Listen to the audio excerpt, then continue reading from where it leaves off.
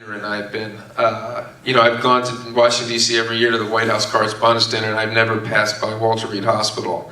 And I've been to Afghanistan twice on USO tours and been to hospitals there, but for some reason I never did it when I was back in the States. And it was only through this movie, and a friend of mine who was starting a non-for-profit for veterans asked to have a DVD because he wanted to show them.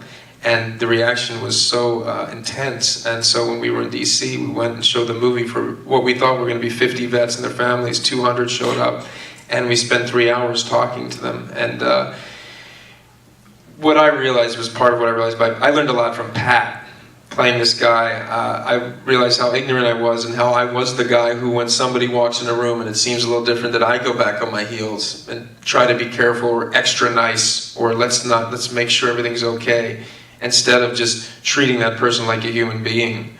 And also I realized, that I could do something, actually.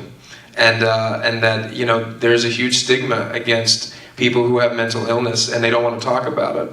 And if we raise awareness, maybe the suicide rate, which is exponentially increasing every year, there was an article in the Washington Post last Thursday about it, can begin to be addressed.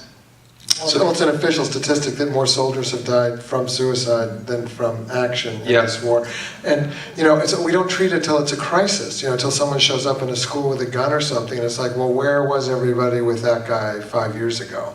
Talking about that guy and saying, let's talk about this, how are we going to deal with this, and does his health care cover this, and what are we going to do, that's part of what the stigma is, a big part of the blind spot, I think, and so it was huge for anybody who's dealt with this, all the families I know from my son's school, to see it treated in this human way that, that this seems regular, because it is regular, it's not, And I've heard it's going to the White House this week. You guys are going, later Joe Biden, Vice President, called, and his wife Jill works with mental illness and things, and we're so impressed by this movie that you're going to have a special screening or something there, right? Yeah.